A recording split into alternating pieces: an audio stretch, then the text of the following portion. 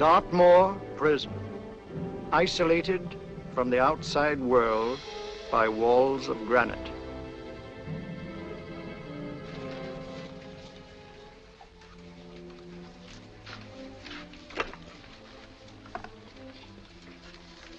They say you could get out of here by merely telling what you know.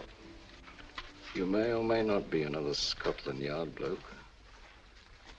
But I'll give you the same answer I gave the others.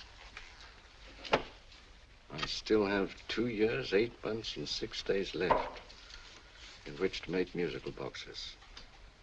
That'll be sold at auction for the benefit of this delightful sanctuary. And I intend to serve them.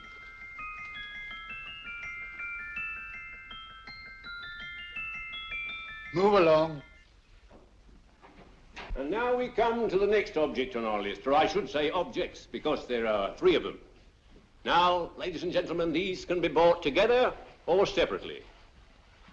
Now, these beautiful little musical boxes only arrived this morning, and I didn't intend to put them on the auction block until later, but I'm going to sell them now. So, good friends, as our old pal Mark Antony used to say, lend me your ears. And what do you hear?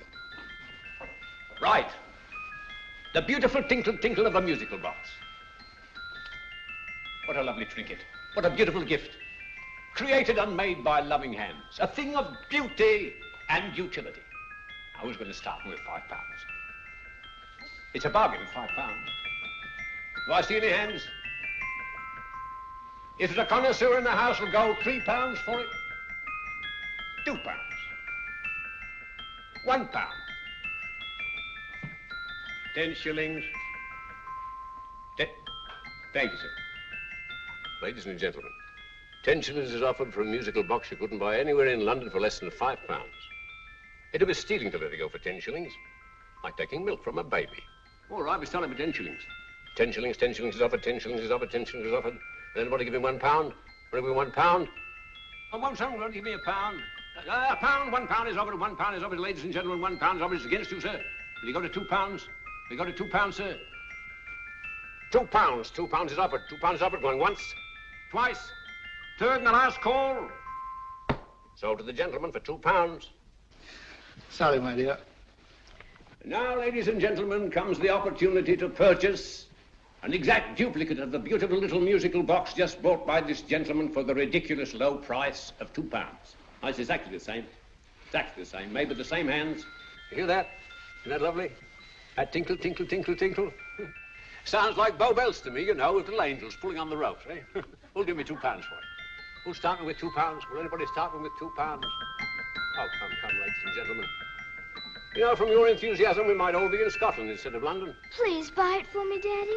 £2, certainly not. We all might be in Scotland. Besides, I don't like his manner. £1, 10 shillings. £1. £1 is ours. £1, £1 is offered. £1 is offered, going £1. Any advance? Going once, going twice, the third and the last call. Sold to the lady for £1. Smart bidding, my dear. Thank you. We come to the third and last of these beautiful little musical boxes. Exactly the same. Tinkle, tinkle. Isn't that lovely? Ladies and gentlemen, I don't bring you here to gull you and swindle you. This is the exact replica of those 2 I just sold before.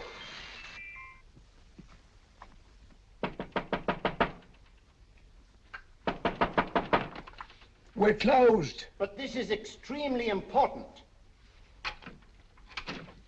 Come in, sir, come in.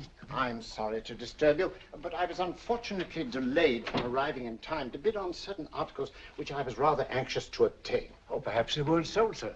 We are carrying several things over. What might the articles be, sir? 3 identical musical boxes, about so large. Oh, I'm sorry, sir, but they were sold. Pity you weren't here to bid on them.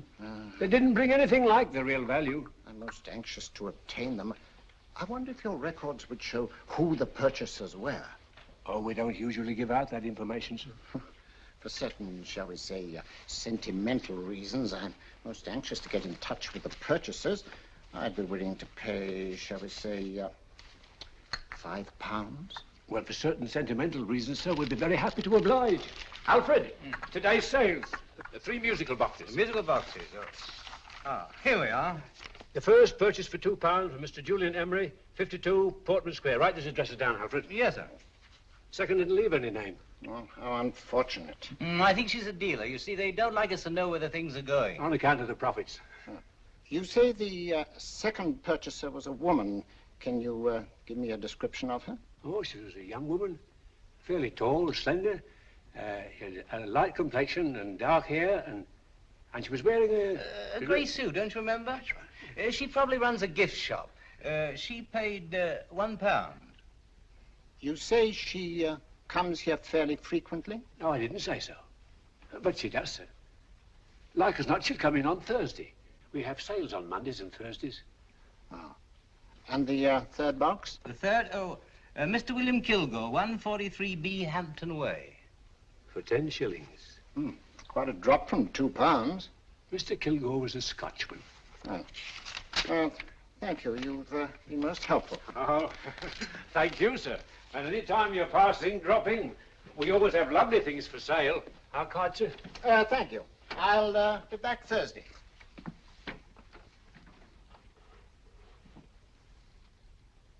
The message reached us too late. Musical boxes are being sold. Well, let's get out of here.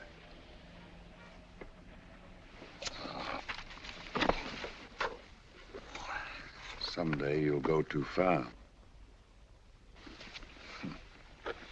Reaching for a star, you fool. Yet a fool may touch a star, Colonel Cavanaugh, if he but reach high enough. But not possess it as you would. The musical boxes, they're being sold. What a pity for you, my dear Colonel. Is it my fault that the message reached us only an hour ago? Is it my fault that they were sold? You can't hold me responsible for that. Hope for your sake you're right.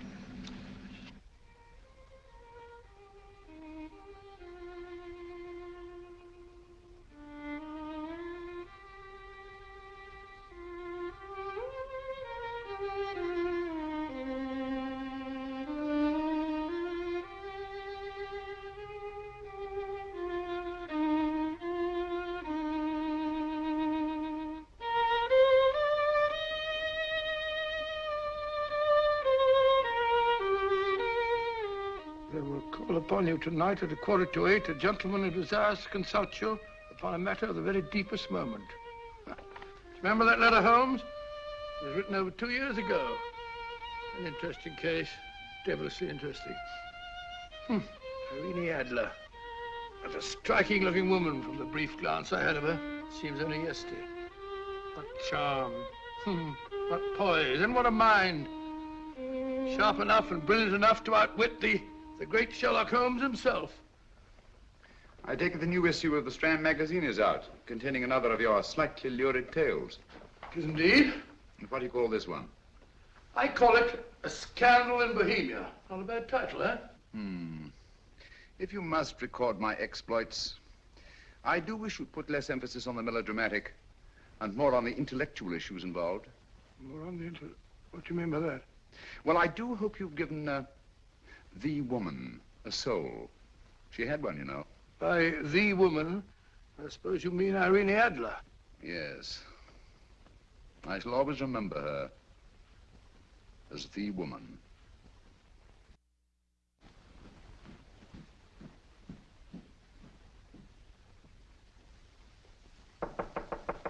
Come in. I think. That's him, old boy. How are you? How are you, old boy? I haven't seen you for years. I want you to meet my old friend Sherlock Holmes. Holmes, this is Stinky.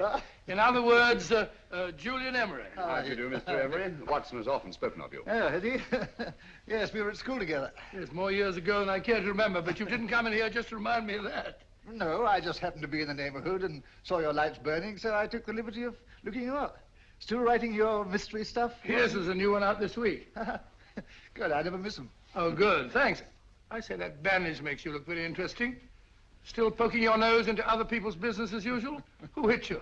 I haven't the foggiest notion. Somebody knocked me on the head in my own living room and then proceeded to commit the most idiotic burglary you ever heard of. Fellow must have been balmy as a coot. Balmy? Why?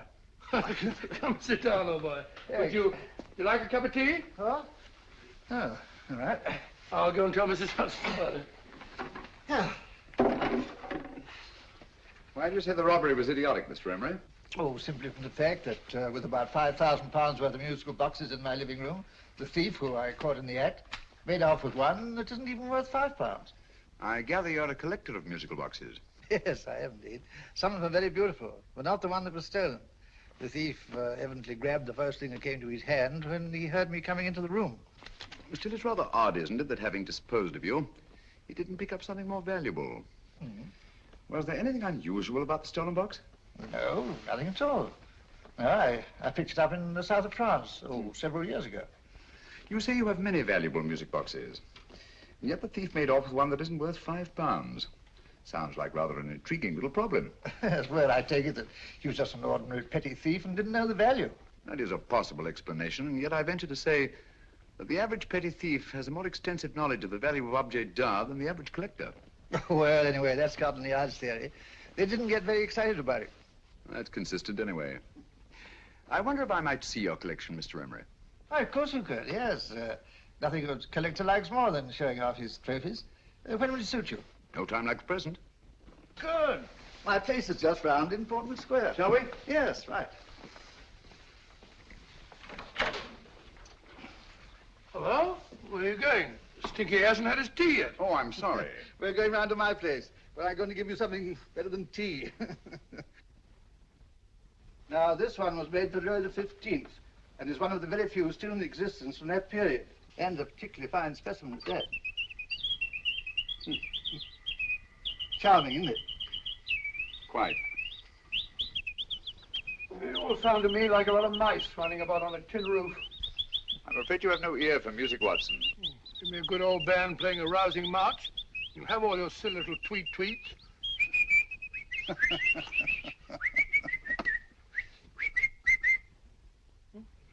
Another one. It's just me.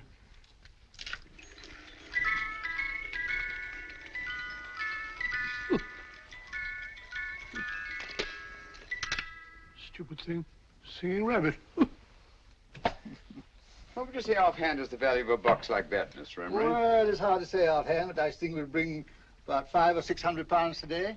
It's the gem of my collection. Yet a thief who steals an oddity like a musical box passes up one worth £500 for one of almost no value at all. Odd. Very odd. What was the stolen box like, Mr. Emery? Oh, just a plain wooden box about so big. As a matter of fact, I have one over here almost exactly like it. I picked this up yesterday at an auction room in Knightsbridge. Paid only £2 for it. Of course, I wouldn't in the ordinary way add one like this to my collection, but the tune intrigued me. I'd never heard it before.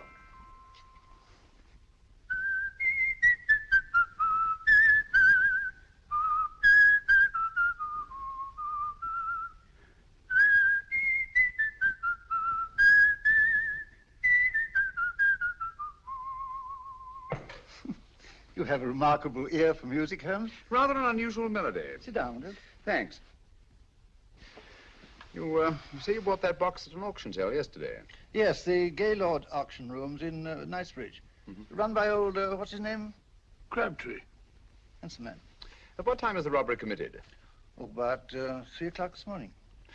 You know, Mr. Emery, that box and the robbery might well be cause and effect, especially since you say that the stolen box outwardly resembles this one a great deal. And Scotland Yard were not particularly interested, eh? Oh, yes, but I wouldn't blame him for that, especially as I told him I was quite unable to describe the thief, except, of course, for the fact that it was definitely a man. All you remember is that you came in here and someone struck you on the head. Yes, and the next thing I knew, my man was trying to revive me. It might be wise for you to put that box away somewhere and lock it up. Oh, I don't think that's necessary. Besides, everything's insured.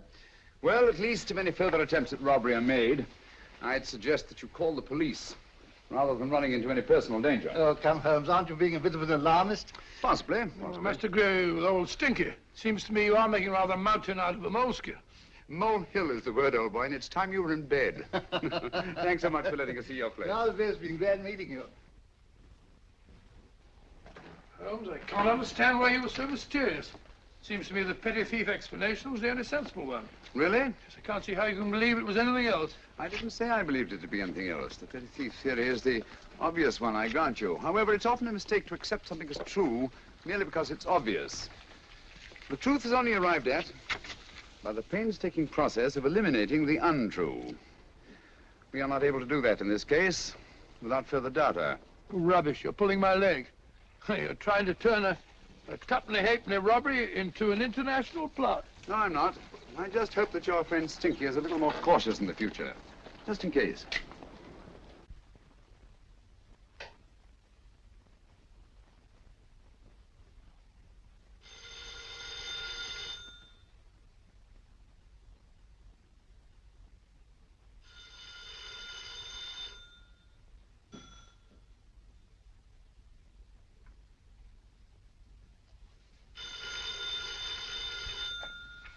Hello? Yeah? Julian Emery here. Who? Why, of course I remember you, Mrs. Courtney. Yes, you're the one bright spot at that appallingly dull affair of Lady Sanford's. Huh? Of course it isn't too late to come round. Yes, I shall be delighted to give you a drink. I tell you what, come straight up and I'll leave the door unlatched. Right, well, 15 minutes? Good. I shall be counting each moment. No, I mean that, really. Right, goodbye.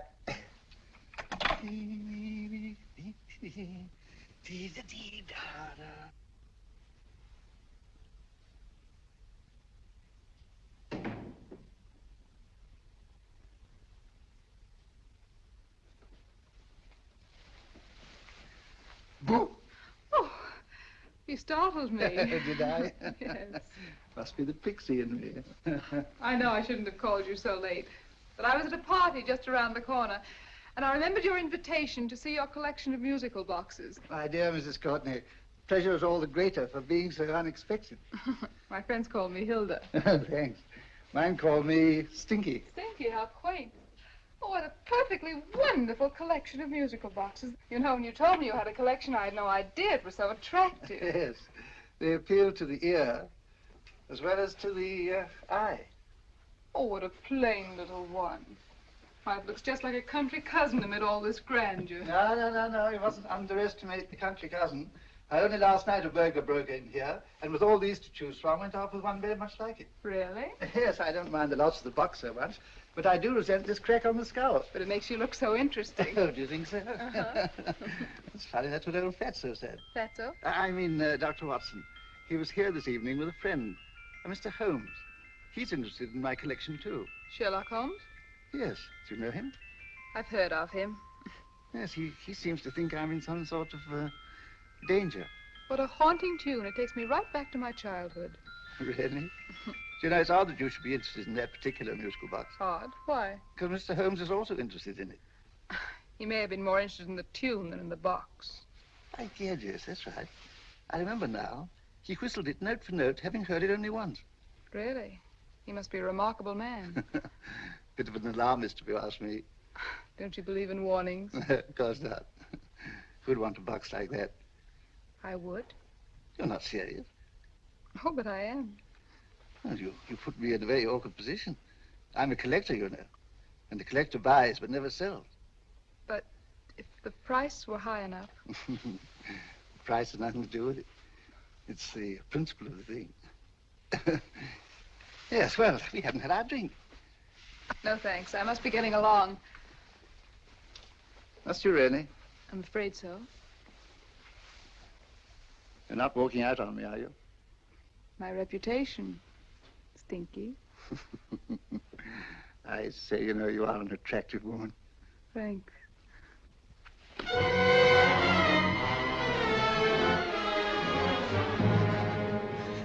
You fool. I told you to wait outside. What did you have to kill him for? All I had to do was walk out with this. He held you in his arms. Don't touch him. Don't touch anything. Now get out. I'm sorry. You're sorry. What about me? This is murder. What about Scotland Yard? What about Sherlock Holmes? Now get out!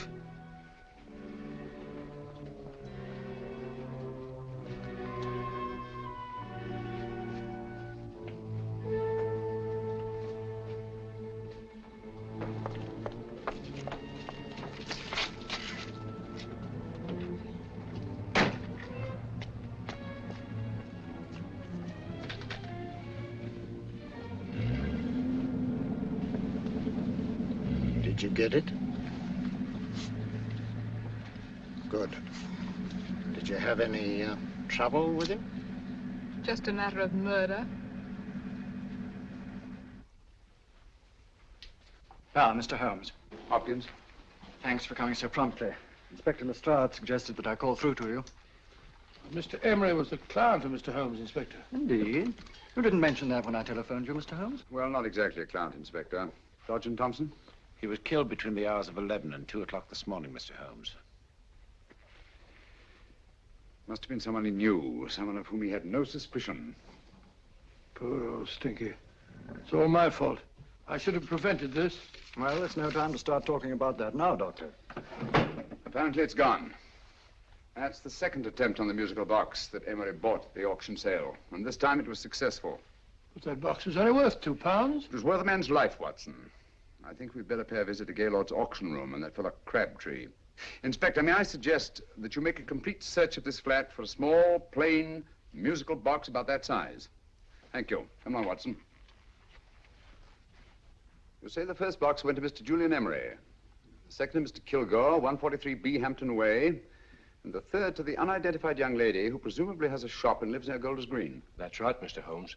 Isn't it rather strange, Mr. Crabtree, that you should have had 3 identical musical boxes all playing the same tune? Where'd they come from? Dartmoor Prison. Dartmoor? Yeah, we get a regular shipment from there every month.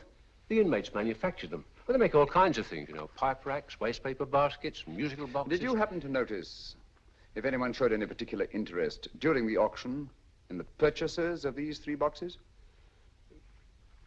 Oh, come now, Mr. Crabtree. This is very literally a matter of life and death.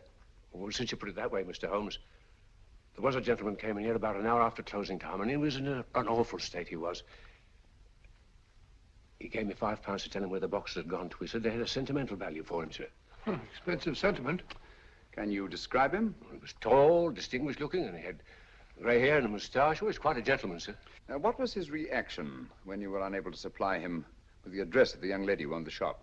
I told him the young lady usually come back on Thursday. He said he'd come back on Thursday. Now, that's tomorrow. Thank you, Mr. Crabtree. You've been very helpful. Thank you. Come along, Watson. Where are we going now, Holmes? To the home of Mr. Kilgore, the man who bought the 3rd box.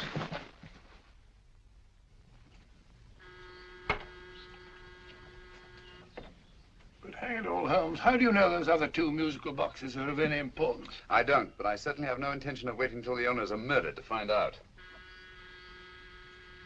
No one at home. I hope that's the explanation. I'll have a look through this window.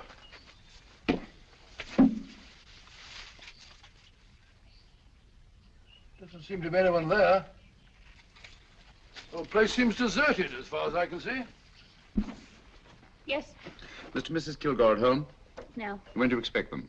Oh, in an hour or so.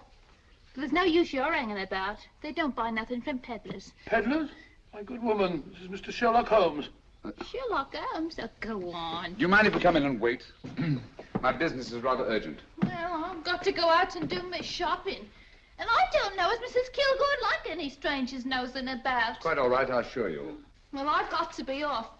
You 2 wait in the parlor. And no smoking either. Mrs. Kilgore says it smells up the house. Funny old girl, Holmes.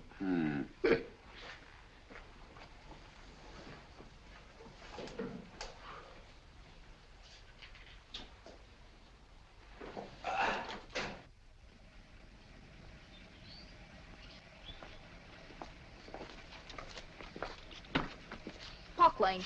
Park Lane? And what would the likes of you be doing in Park Lane? Now, don't worry about the fare, Ducky. If you knows how to get to Park Lane, up it.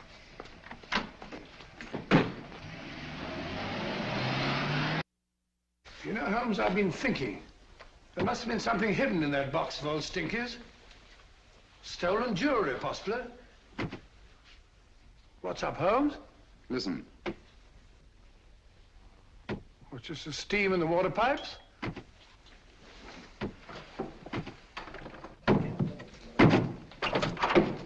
Watson!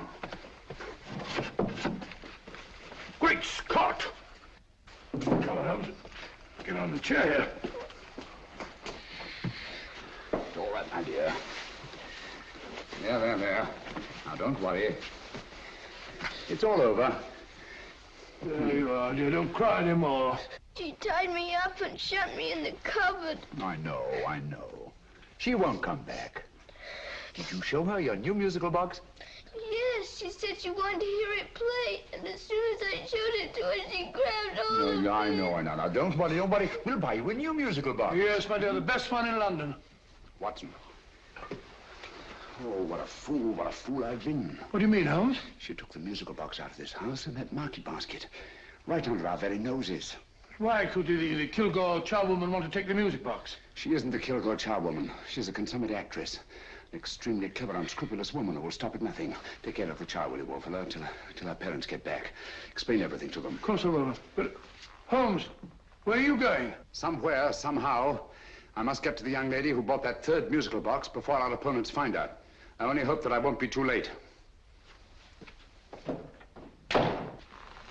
Oh, no, darling, you mustn't cry anymore. Now, cheer up. Would you like to hear old Uncle make a noise like a duck?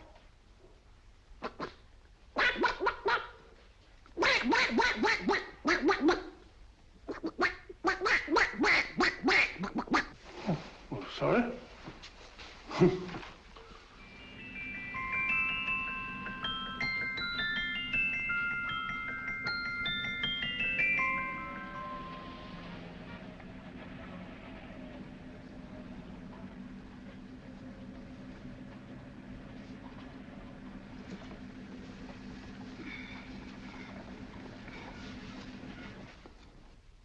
Now, ladies and gentlemen, how much am I offered for this beautiful lace Dresden china figurine? A lady of the French court. Now, this is the genuine article. What a beautiful ornament for your mantelpiece. Or you could use it as a centerpiece on the dining room table. Now, will somebody start me for £10? Will somebody start me for £10? £8? £7? All right, £5 is offered, £5 is offered, £5 is offered, £5.10, £5.15, £5.15. £6 is offered, £6, going once, going twice, the third and the last call. Have you all done? Sold to the lady from Twickenham for £6. Next, we have a real museum piece, ladies and gentlemen. A fine 19th century doll. The costume an exact replica of the holiday clothes worn by the Hungarian peasant women. Now, ladies and gentlemen, an article like this will cost you from £15 to £20 in a West End shop. I'm not going to ask you for anything like that. Who'll give me £2 for it? £2. Anybody offer me £2? £2 for the Hungarian? £2? £1. What? Anybody give me £1? Anybody offer me £1 for the doll? £1 is offered, ladies and gentlemen. £1 is offered. Now, I'm not going to waste your valuable time or mine in trying to get one half of what this beautiful doll is worth. If the young lady can steal it for £1, that's her good fortune. So it's going once, it's going twice, the third and last call. Any more? Sold to the young lady for £1. And now, ladies and gentlemen, may I draw your attention to something which may be a great surprise to you, worthy of any collection. The only other one like it is in the British Museum. It's a Ming vase of the 7th dynasty. This vase lay in a large collection somewhere outside Rome for over 2 centuries, I understand. It was discovered there by the noted antiquarian, Sir Andrew Coppleston. Now, some of you may remember Sir Andrew Coppleston. Besides being a noted traveler and antiquarian, he's also a gentleman rider.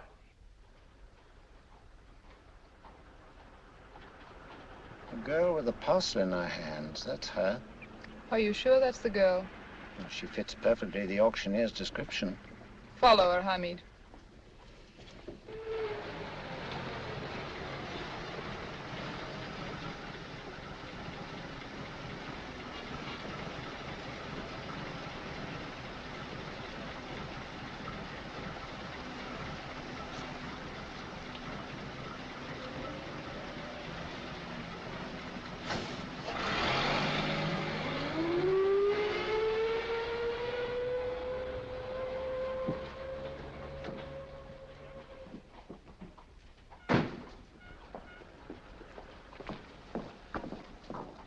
It's lovely, dear. And only £1. We can get at least 3 for it. Easily. I'll go make some tea. I could do with a cup. Right. Good afternoon. Good afternoon. I'm looking for a birthday gift for a 7-year-old girl. What would you suggest? We have some lovely dolls. Now, this Hungarian I think peasant- she has enough dolls already. Books are always welcome. Well, I'm looking for something a little different. Well, that's rather cute. What is it? Oh, that's a musical box. Children always love them. And this is an exceptionally nice one. It plays many tunes.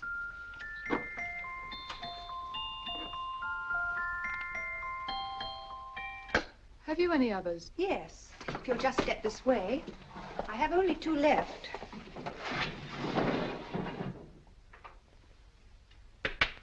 How nice.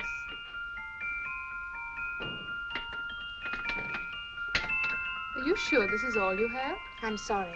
They're rather hard to find, you know. That's our entire allotment. I did have one other, but I sold it earlier this afternoon. But it was only a plain wooden one. It wouldn't have been a very nice gift for a child. Really? Do you happen to know who the purchaser was? Why, yes.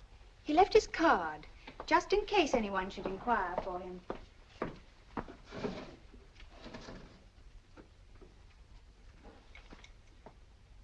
How interesting. I'm sorry, but I'm afraid I'll have to look a bit further. Thank you anyway. Good afternoon. Thank you.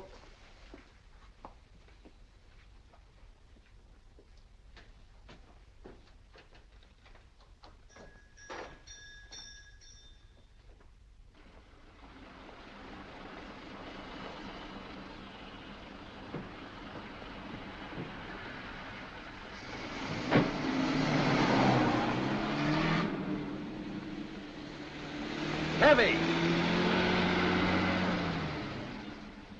Follow that cab. Here now, what? Scotland Yard. Hop in.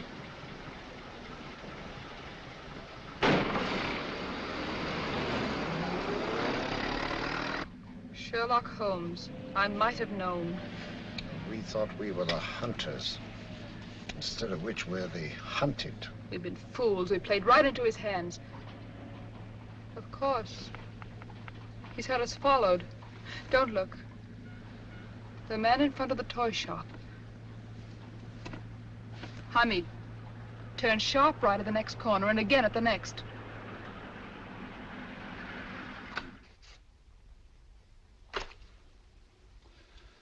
No photograph of her, Commissioner, as I expected. She's not a known criminal. But how do you expect to know if you do find her? After all, she was disguised as a charwoman. Don't worry, old fellow. If I ever see her again, I'll recognize her. Well, it won't be long till we know who they are and from where they operate. Who's covering them? Sergeant Thompson's following them, sir. They won't get away from him. He's a good man. We could have arrested them at Clifford's toy shop if we had any proof.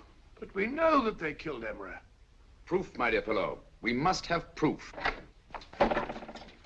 We've x-rayed it, sir. There's nothing whatever concealed in the box. We'll have a look at the plates.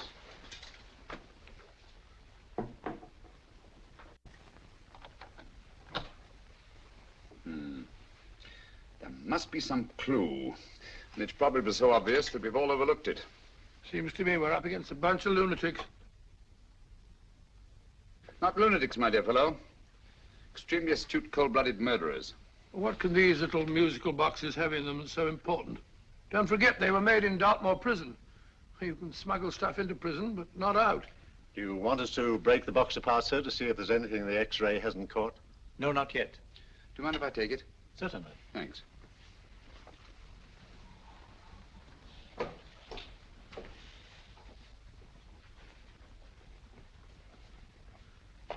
The governor of Dartmoor Prison informed us, sir, in answer to Mr. Holmes' question, that all 3 musical boxes were made by the same convict, John Davidson, serving a 7-year term, sir. Davidson? The Bank of England plates. That'll be all. Yes, sir.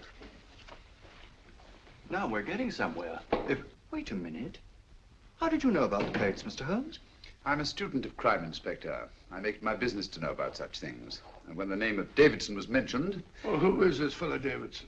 As long as Mr. Holmes seems to know all about it already, I suppose there's no harm in telling you. 2 years ago in London, there occurred a robbery of such tremendous importance, although the stolen articles themselves have no intrinsic value whatsoever, that the Home Secretary was instrumental in seeing that not a word of it appeared in any newspaper. But you never told me anything about this, Holmes. You were away at the time. Articles of no intrinsic value and yet of such importance? I don't understand. Davidson was apprehended within 15 minutes of committing the theft. But by that time, he'd hidden the articles in question and they've yet to be found. Before going further, Dr. Watson, I must inform you that this matter's not to be mentioned outside of this room. Of course not. Do I look like a man who'd gossip? Let's not go into that now, old fellow, shall we? Davidson had been employed for years in a position of extreme trust by the engravings department of the Bank of England. The articles he stole were nothing less than a complete duplicate set of plates for printing £5 notes. What? The Bank of England's own plates? Precisely. And with those plates, a gang of crooks could flood England with £5 notes, not forged in the usual sense of the word, but notes undetectable from genuine Bank of England notes in any way whatsoever. Good heavens. Any whisper at all might have resulted in enormous damage in shaking public confidence in the Treasury. We tried everything after we arrested Davidson. Offered him a shorter sentence if he'd tell us where he'd hidden the plates. Why, we even put in Scotland Yard men with him as cellmates, but no results. Obviously, Davidson is a man of strong character and infinite patience. Yet suddenly he feels impelled to smuggle out the secret of the hiding place of the plates to his confederates. Why? I don't understand, Mr. Holmes. Well, for example, has the Bank of England made any plans to radically change the design of the £5 note so that in, say, 7 years from now, notes made from the stolen plates would be worthless? Confidentially, Mr. Holmes, such a move was discussed. But replacing all the £5 notes in circulation would be such a Herculean task that nothing's been done about it as yet. I see. Of course, there is another possible explanation. Davidson didn't have much time to find a hiding place before he was captured. He may be afraid that the plates will be accidentally discovered before he's released. Hence his anxiety to communicate their whereabouts to his confederates as soon as possible. I believe you've hit it, Mr. Holmes. I'm sure that the message is contained in this musical box. Or rather, in all 3 musical boxes, since possession of all 3 seems to be essential. Our opponents have 2/3 of the puzzle, we have 1/3. Well, what are you going to do, Holmes? Try to deduce the message from the 1/3 that we have.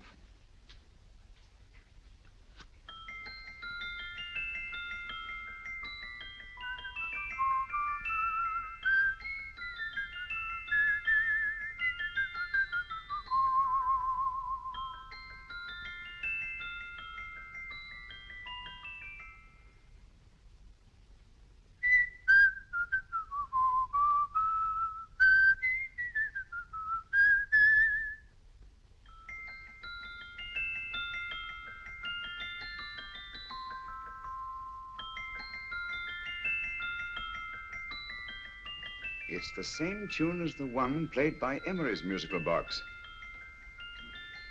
And yet it's different. Sounds the same to me. The tune. Somehow the tune is the key to the mystery. It must be the tune.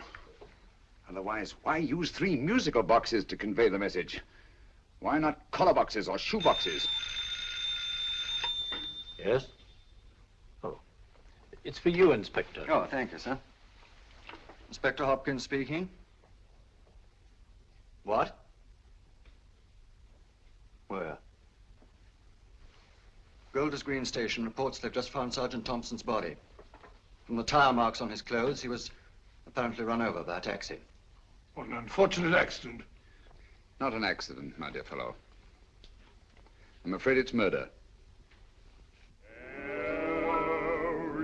Never know just who you're going to meet when you're walking down a busy London street. Mrs. Hawkins, Mrs. Brown, any subject of the crowd. Oh, you never know just who you're going to meet. So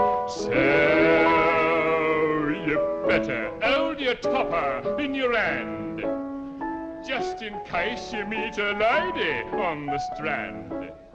Girls will think you're kind of sweet, and your day will be complete. Oh, you never know just who you're going to meet. Now, a gentleman is judged by his appearance. Yes, a gentleman is judged by how he talks. Now, he's much better off when he's acting like a toff, especially if he's taking him a walk. What on earth is this outlandish place? A rendezvous for actors. Actors? Buskers, old boy.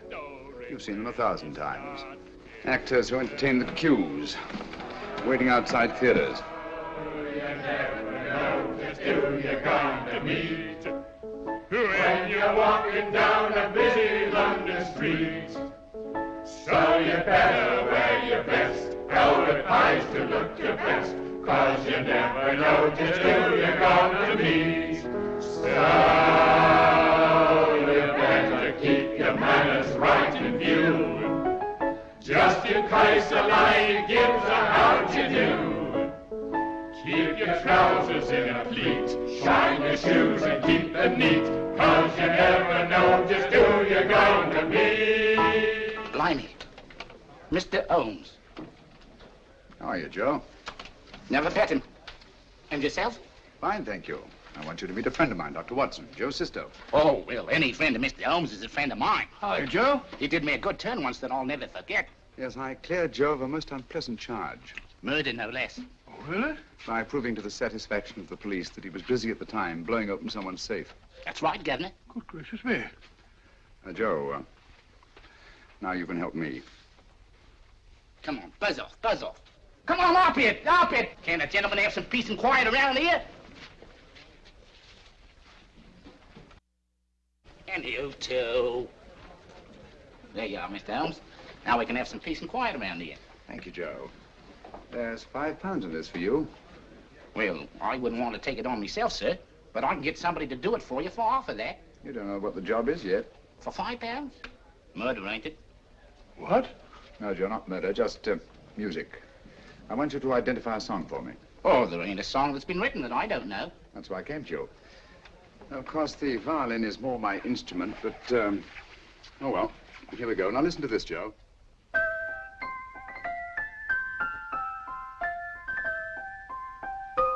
Wait a minute. You're playing that wrong. That should be E natural, not E flat. You know the song? Oh, yes. It's an old Australian song called, The Swag Man. But you're playing it all wrong. That's what I hoped you'd say. Now, listen again, Joe.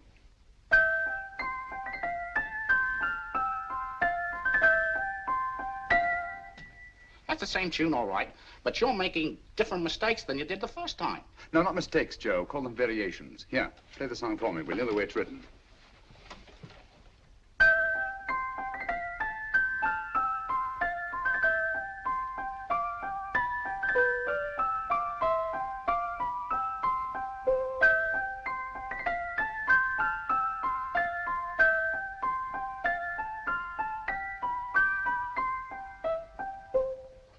Yeah. Thank you, Joe. What's it mean, Holmes? Are you onto something? Perhaps. I don't know yet. It's probably a code of some sort. Joe, could you write the song down for me, the way it was originally written? Oh, sure, Mr. Holmes, but it'll take a few minutes. Mm-hmm. Here, Mabel. Pale ale. Come on, up to it. Along with it.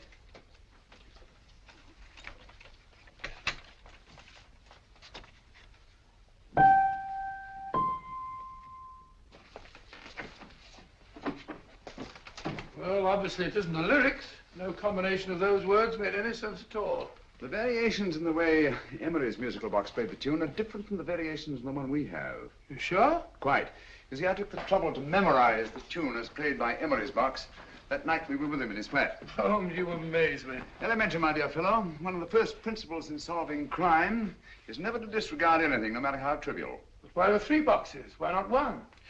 Because the message was obviously too long to be conveyed by any one variation. Then there's the 3rd box, the one that woman took from the Kilgores. That contains yet another set of variations. Yes, well, it's all beyond me. Well, all we have to do now is to find the secret of the variations. Not a very easy problem to solve, my dear fellow.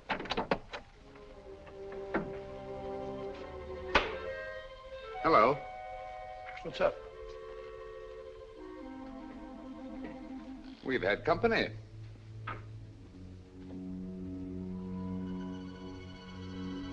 I say, this is outrageous.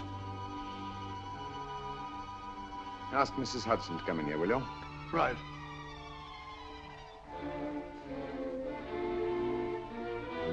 Mrs. Hudson? Yes? Oh, there you are. Will you come up here at once, please? Oh, coming, sir.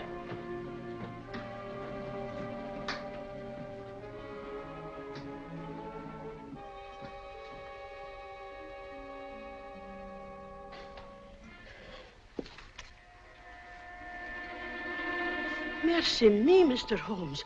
What has happened? Who called while we were out, Mrs. Hudson? Just a young lady. The one who said you wanted her to wait for you. And a nice-looking old gentleman with Our her. friends again, Watson. Friends? What did the young lady look like? Oh, I couldn't see her face. She had a heavy black veil on. But she had such a nice way with her. Oh, I'm sorry, Mr. Holmes, if I've done anything wrong. But you did say I should always let clients come in and wait for you. Don't worry, Mrs. Hudson, don't worry. You had no way of knowing. It's quite all right, quite all right. Now, don't worry, Mrs. Hudson. Don't worry. Well, where on earth's the musical box? They didn't get it. Didn't get it? Where is it? It's in your hand. Huh? In that biscuit jar. Pick the biscuits off the top. Now put your hand inside, and you'll find the music box. Well done, Holmes. Well done. Amazing.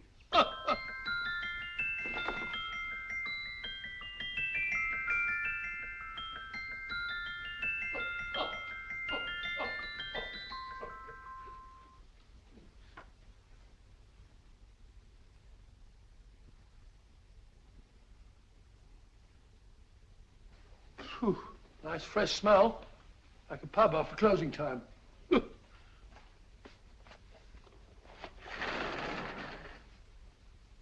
I say, Holmes, What? it's morning. Allow me to congratulate you on a brilliant bit of deduction.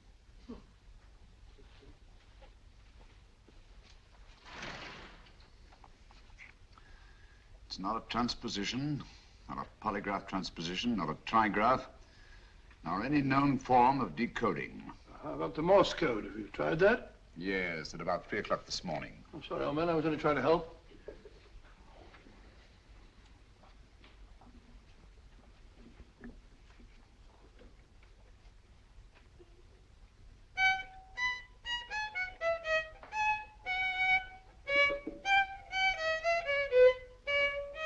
Oh, do me a favor.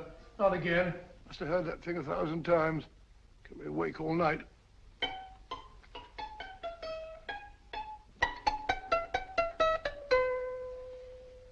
Not a very distinguished composition, I grant you.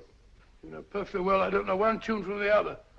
When I was a kid, my people tried to have me taught the piano. I've always felt sorry for that old teacher of mine. The poor old girl finally reached the point of numbering the keys for me. 1, 2, 3, 4. Even then, I never progressed beyond it. Numbering the keys, Watson. The 19th key of the keyboard is the 19th letter of the alphabet. S. Here. Write it down when I give it to you, old fellow, will you? The first altered note. Write S first. Now, the 8th key is H. The 5th key, E. The 12th key, L. The 6th key, F. S-H-E-L-F. Shelf. Your piano lessons were not in vain, old fellow. You've solved it. Thank you. Thanks, old bean. Hold it. We now have 2/3 of the message. Behind books, third shelf, secretary, Dr. S. Presumably, these are the first and second portions of the message. And this gang has the first and third parts of it. Precisely. Then it's a stalemate? Yes, Commissioner, but we can't leave it like that. There's no doubt in my mind that they'll try to secure our third of the message that's missing. Well, I assume you've taken every precaution to guard the Clifford music. Oh, yes, it's carefully hidden at Baker Street with Dr. Watson on guard. However, I'm reasonably certain that, difficult as it may be, we can find the plates even without the missing part of the message. Behind books, third shelf, secretary, Dr. S. Well, outside of the fact that Davidson hid the Bank of England plate somewhere in London, Mr. Holmes, I don't see that we've progressed at all. Allow me to point out to you, sir, the key words Dr. S. It looks as if the plates were hidden in the house of the doctor. Whether S stands for his first or last initial remains to be determined by a process of elimination. Well, there must be 10,000 doctors in London with S for a first or last initial. Precisely. And every one of them will have to be questioned in person. That's why I say this is a task for Scotland Yard. It's a task, all right. But Scotland Yard has searched worse haystacks and found the needle. Well, for the time being, I'll leave the matter in your hands, gentlemen. We'll call you if and when we get a lead on our mysterious Dr. S. Thank you. In the meantime, I intend to follow up a little clue concerning a cigarette.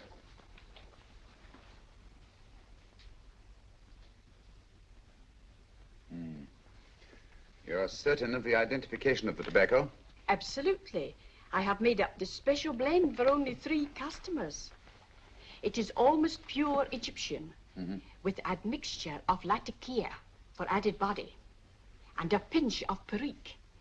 Merely a whisper, as one might say, for elusive fragrance. Yes. And the 3 customers?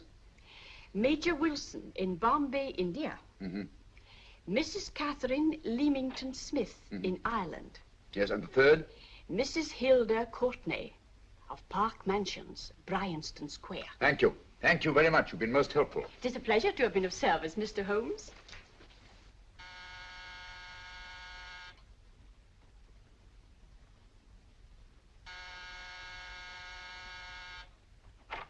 Yes? Mrs. Courtney? Yes. My name is Sherlock Holmes. Oh, do come in. Thank you. I've heard of you, of course, Mr. Holmes. I believe we have a mutual friend in Sir Edward Brookdale. He's spoken to me of you quite often. Indeed. And to what good fortune am I indebted for this visit? I think you know Mrs. Courtney. Well, I did get a summons for speeding last week, but outside of that, I don't think I'm of any interest to the police. Oh, come now, Mrs. Courtney. You seem to forget that you and I have met before. I'm sorry. I'm sure I would have remembered meeting the great Sherlock Holmes. Please sit down. Thank you. You say we met before. Yes. At the home of Mr. and Mrs. Kilgore, 143B Hampton Road. Kilgore? I don't think I know anyone of that name. Well, I didn't say you knew them. As a matter of fact, you called on them when they were out. I don't understand, Mr. Holmes. Really? And you were dressed rather differently. Indeed. Cigarette? Thank you.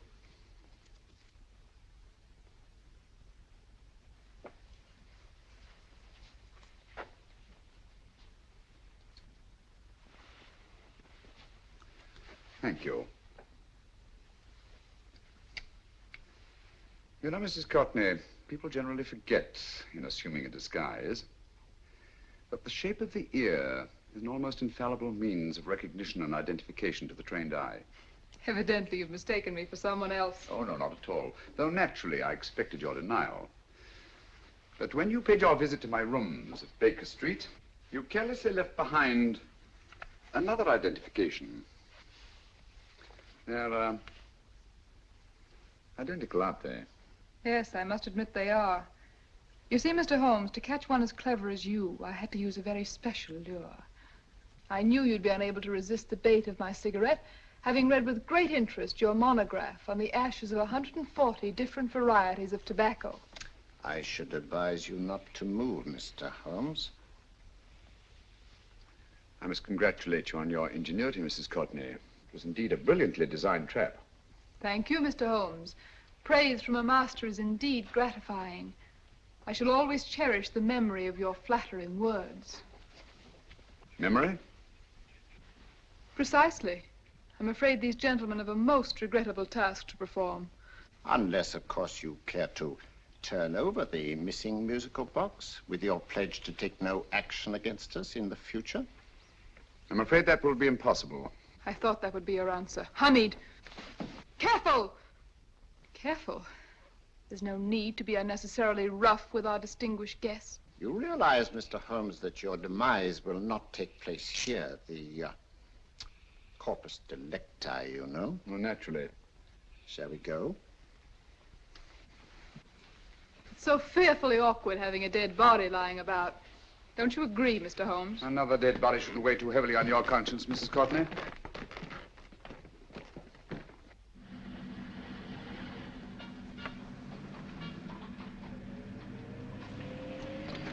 You mind if I have a cigarette?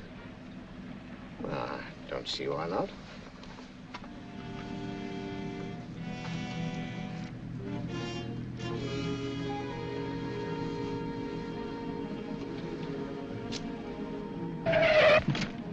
Be careful, Hamid.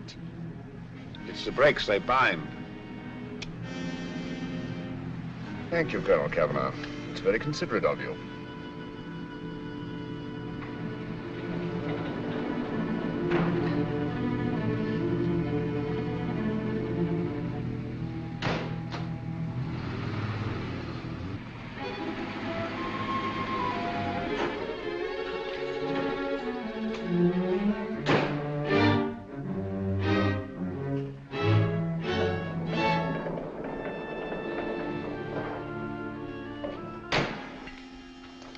You'll be happy to know, Mr. Holmes, that your death will be a painless one. Hamid, attach this to the motor of the taxi. That little attachment, my dear Mr. Holmes, contains the deadly fluid known as monosulfide. The Germans use it with gratifying results in removing their undesirables.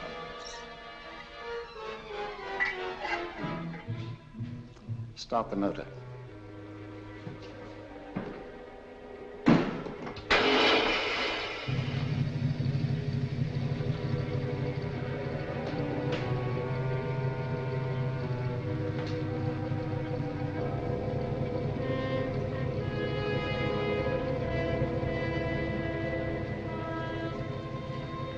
Tape his mouth.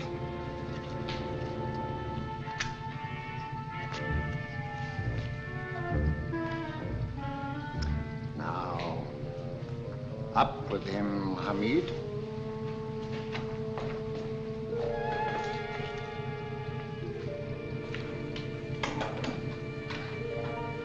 You find yourself like Muhammad's coffin, Mr. Holmes, suspended between heaven and earth.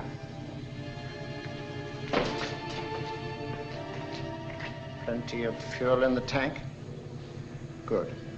It would be too bad to have anything go wrong through so simple an oversight.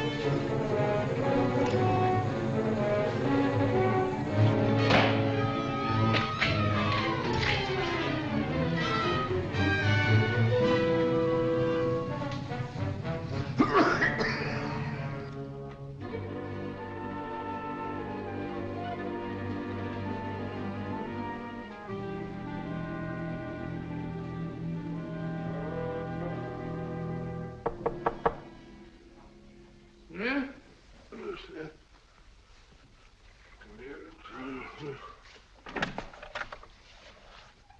Good afternoon. Mr. Sherlock Holmes? No, I'm Dr. Watson. Oh, of course, Dr. Watson. How stupid of me. Oh, so this is stupid of me. Won't you come in? Well, I really came to see Mr. Holmes. Oh, I'm afraid he's out. I don't know when he'll be back. Perhaps there's something I can do. Won't you sit down? Thank you. You know, Sherlock Holmes and I have been engaged on a great many cases. Oh, really? Yes, indeed. As a matter of fact, this very moment, we're involved in one of the most baffling... Oh, well, won't you tell me your trouble, and I may be able to help you. That's very kind of you, Dr. Watson. Perhaps if I wouldn't be imposing too much. Imposing? Oh, there's no imposition. No imposition at all. A pleasure, I assure you. Now, tell me all about it, Miss Williams. Mrs. Williams. I live in Surrey, Dr. Watson, and I've come up to London in sheer desperation. My only sister has disappeared, and the local police seem utterly unable to find her. Well, Holmes and I solved a case exactly like that once. Very interesting as far as I remember. I call it the adventure of the solitary cyclist. Oh, sorry. Now I come to think of it, it wasn't so very similar. Entirely different. I don't think what I was saying. Where were we? She's only 17, Dr. Watson, and until she disappeared last Thursday, she seemed to be in the best of spirits. Possibly a romantic entanglement? Oh, no, nothing of the sort. She left no note, didn't even pack a bag, no explanation. She just started to walk to the village from our house in broad daylight and simply vanished from the face of the earth. Oh, there. Might I have a glass of water? Glass of water. One minute.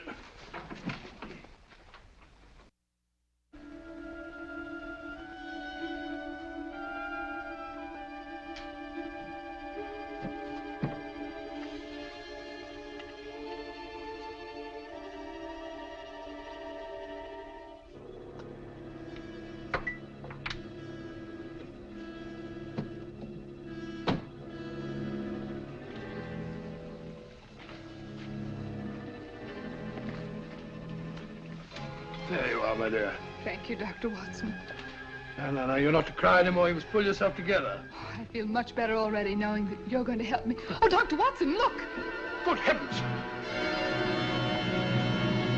Oh. Get through the fire brigade, quickly!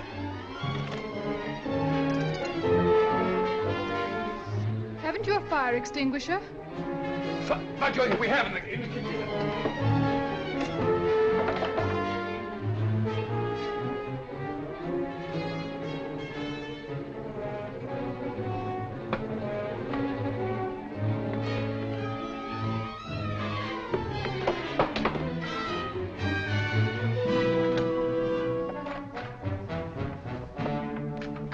Don't you worry, Miss Williams. We'll have this thing out in no time.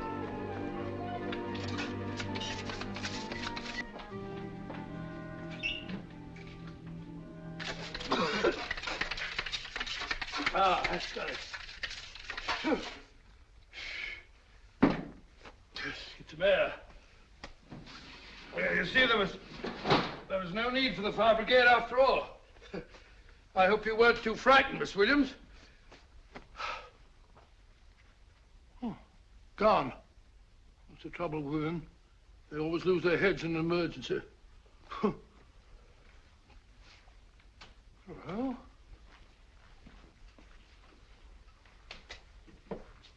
a musical box. Great Scott! Miss Williams!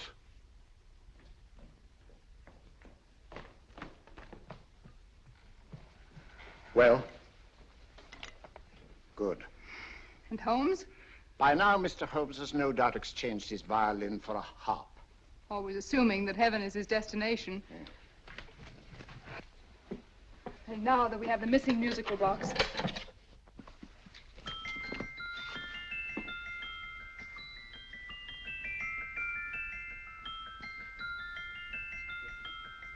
Nineteenth note. 19th letter. Yes. He hasn't been there, you say? Holmes, where on earth have you been? I've been trying to get you at the club, at Scotland Yard, all over London. You were looking for me in the wrong places. Holmes, terrible things happened. I've been duped. That woman, she made a complete fool of me. Well, what do you mean? Well, she came here, let off a smoke bomb. I thought the whole place was on fire, and my first thought was to save the musical box. No need to say any more. She has the box. Yes. Don't blame yourself too much, old fellow. She's an extremely clever antagonist. Smoke bomb, you said? Well, you can console yourself with the thought that your charming friend is at least a reader of yours. What do you mean? If I remember correctly, you wrote about my little experiment with smoke and the cry of fire in a story you entitled A Scandal in Bohemia, which has just appeared in the Strand magazine. All right, old boy. Don't rub it in. Well, it may cheer you up to know that you made a fool of me, too. That cigarette stub was planted here for one express purpose. You're going to bandaging around this place. Bandaging? What's the matter, Holmes? You hurt? Explanations will have to wait until later. At the moment, we're faced with a problem which I fear is insurmountable. Come over here, old boy, will you? Right. Our opponents are in possession of all three parts of the code. And here are we, while the Bank of England plates pass into their possession. Cheer up, old fellow, cheer up. As Dr. Samuel Johnson once said, there's no problem the mind of man can set that the mind of man cannot solve. What's that, old fellow? I was just quoting Dr. Samuel Johnson. He said there is Thank no... you, Watson. Thank you. Leaving the front reception room, we come into the main hall, where Dr. Johnson was in the habit of passing through to have his meager meals in the dining room opposite, in company with his friend and biographer, James Boswell. We will now pass up the stairway, which remains in its natural wood finish, just as it was when the good doctor was here. The framed etching on the wall is believed to have been presented to Dr. Johnson by the distinguished painter, Sir Joshua Reynolds. I've been told here that picture was given in by Mrs. Thrale, and it's definitely not a Reynolds. Is that important, my dear? Oh, I'm sorry. This way, ladies and gentlemen, please, this way. Move along, children, move along. The secretary's not on this floor. Patience, Hamid. I have a feeling My that... dear Colonel, with Sherlock Holmes out of the way, what could go wrong?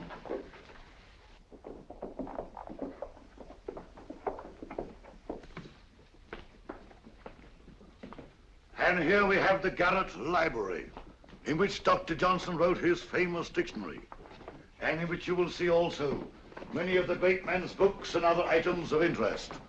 Step forward, ladies and gentlemen, please, step forward. Standing in the corner is the secretary, which contains many of the original works by the literary genius. On this table, Dr. Johnson's cat, Hodge, used to sleep while his master worked. A strange thing about this cat, ladies and gentlemen, was its love of oysters. They do say that the dear doctor often went hungry to find the cat that delicacy. What a pity. Now we will visit the grey room, which is immediately below us, in which you will see the very bed in which Dr. Johnson died. What did he die of? Gout. Just gout. This way, ladies and gentlemen. Mind the steps, please.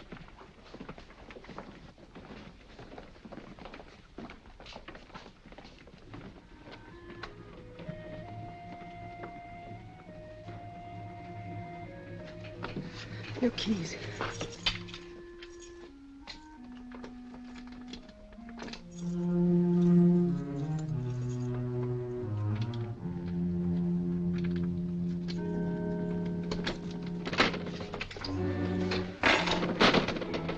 Third shelf up.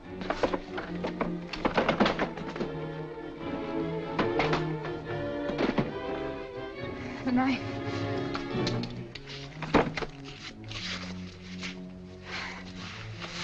Gentlemen, the Bank of England plates.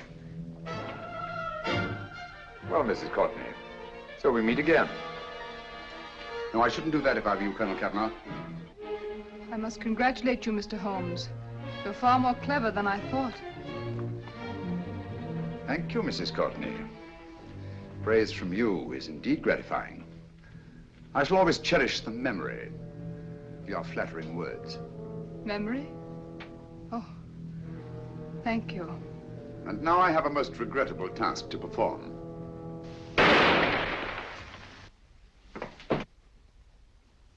Holmes! Coming, Holmes! Holmes, you all right? Perfectly, thank you, old fellow, but I think this gentleman on the floor requires some medical attention. We must see that he looks his best, you know, when he's hanged. Take them in charge.